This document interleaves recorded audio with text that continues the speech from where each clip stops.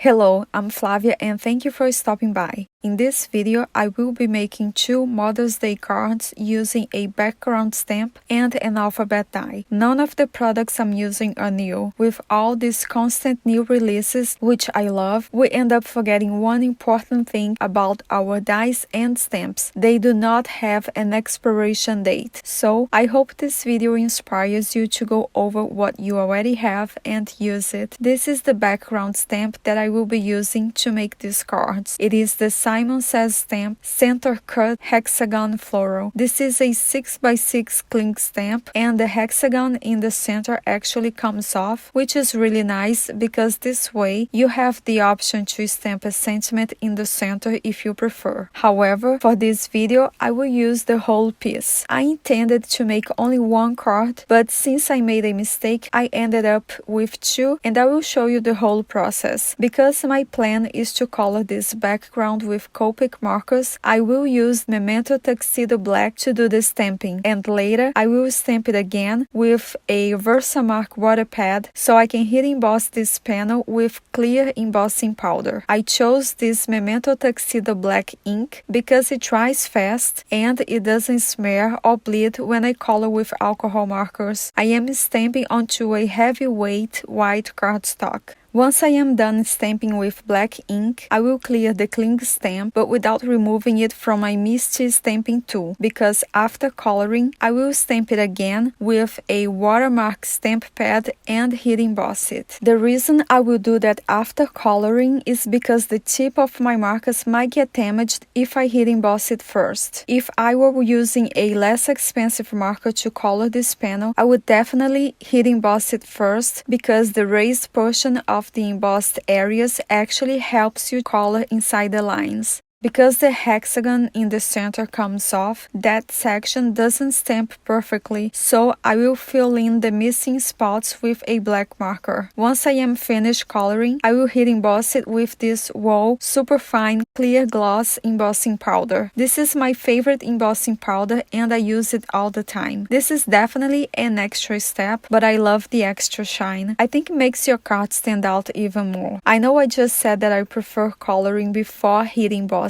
However, I thought this panel was missing something and I decided at the last minute to add more color. I am trimming this panel so it fits a top folding A2 size card that I will use horizontally. I am also adding some gold details to this panel. Since my gold Copic marker is dry, I will use this Kuretake set. This watercolor palette comes with 6 metallic colors and the one that I am using is the number 903. Because I heat embossed this panel, it will be easier to keep the paint inside the lines. Unfortunately, I did not do a great job embossing in some areas, and that is why it doesn't look even in some spots, but I don't think it is a big deal. After water painting, the next step is to die cut the word Mom from this panel. To do that, I am using the capital letter M from the Altonil Caps Bold Alphabet die set, and the lowercase letters M and O are from the Altonil Bold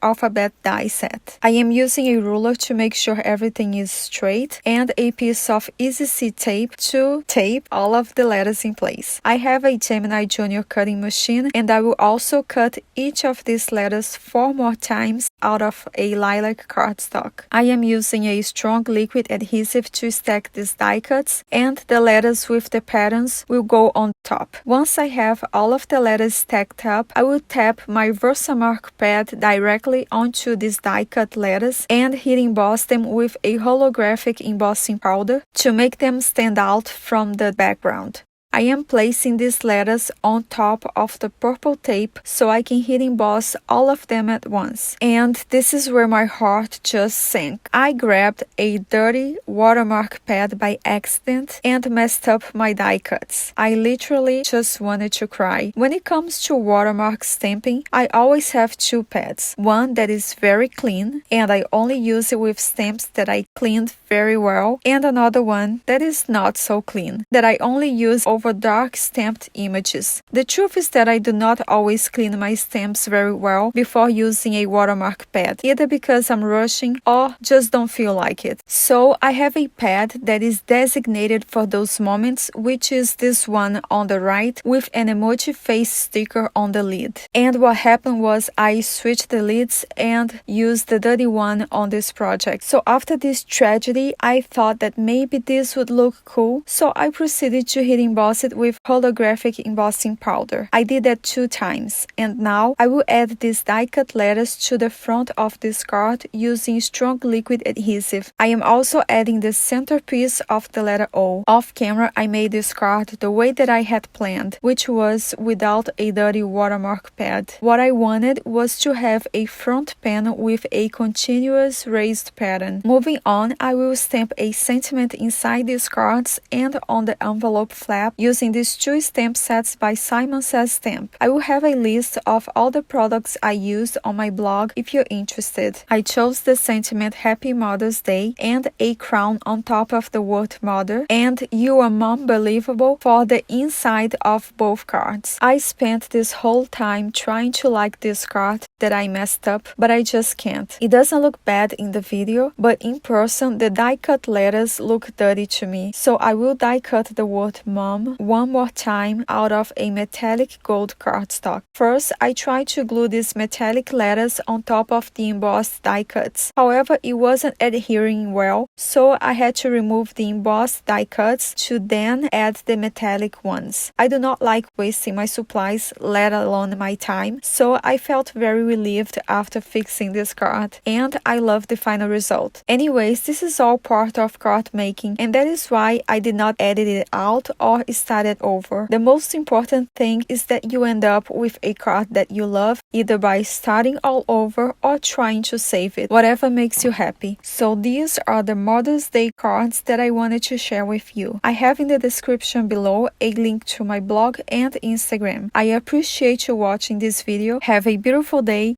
take care, and see you next time.